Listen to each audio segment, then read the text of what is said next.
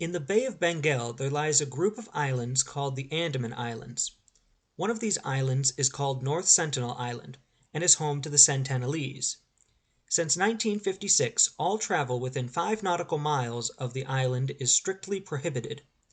These people are some of the last remaining people on Earth that have yet to advance past the Stone Age. They are part of the country of India, and yet they have no idea what that is. There have been multiple attempts to peacefully contact the Sentinelese, but as you will soon learn, sometimes things are better left undisturbed. Only 31 miles west of North Sentinel Island lies the town of Port Blair. This city is the capital of the Andaman Islands and has a population of 140,000 people. It is well known as a tourist destination. In fact, if you wanted to go to any of the other Andaman Islands, you would have to go through Port Blair, as it is the only island in the area with an airport. North Sentinel Island itself is only 23 square miles. For comparison, that's only about the size of Pasadena, California. Because of its small size, it has been estimated that the population is anywhere between 39 to as high as 400 people. The first instance of contact with the Sentinelese that is known was by a ship named the Diligent, captained by British surveyor John Ritchie in 1771. As he was surveying the area he observed a multitude of lights as he passed by the island.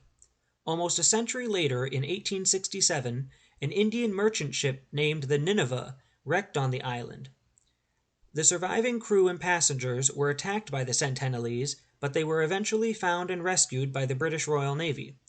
After this attack, Maurice Vidal Portman, a government official who hoped to study the natives and their culture, was stationed in the Andaman Islands in 1879, and as 1880 began, Portman and his crew landed on North Sentinel Island.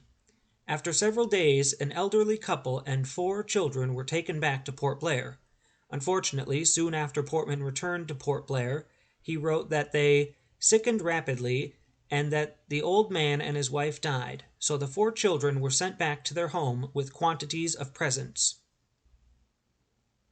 After Portman's expeditions from 1880 to 1887, little effort was done to contact the Sentinelese until 1967, when the Indian government ordered exploratory parties to establish friendly relations.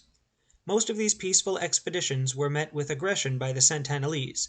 Both the MV Russley in 1977 and the MV Primrose in 1981 were ran aground off the coast. With the MV Primrose in particular, the crewmen noticed the inhabitants building boats on the beach. The captain radioed for an immediate drop of guns to defend themselves. Unfortunately, a large storm prevented the shipment of weapons, but also hindered the Sentinelese from getting to the Primrose. After a week of being shipwrecked, the crew was rescued by helicopter. By far the most successful of these expeditions were led by Director of the Anthropological Survey of India, Trilonath Pandit, who, in 1967, began making repeated trips to the island. At first, the team of experts would circle the island, dropping a variety of gifts like coconuts. Then finally, on January 4, 1991, after 24 years of slowly getting closer and closer to the island, Pandit and his team were finally able to establish a friendly contact with the Sentinelese. After this point, however, the Sentinelese once again became more and more aggressive with the outsiders, and by 1997, the Indian government stopped all visits to the island. Although travel is prohibited, this has not deterred people from trying to make a peaceful contact with the natives. As recently as 2018, a 26-year-old American missionary named John Allen Chau was killed after an illegal trip to the island to preach Christianity to the Sentinelese. Despite efforts to recover Chau's body by Indian officials, eventually these efforts were abandoned, citing that the risk of dangerous clash between investigators and the islanders was too great to justify any further attempts. As stated before, the Sentinelese are generally considered very hostile to any outsiders who happen upon their shore. In 2005, the Andaman and Nicobar administration stated that they have no intention to interfere with the lifestyle or habitat of the Sentinelese and are not interested in pursuing any further contact with them or governing their island. North Sentinel Island is one of the few places on Earth that has been untouched by time. They live their lives today just as their ancestors did thousands of years ago, and it is for that reason that North Sentinel Island truly is the land that time forgot.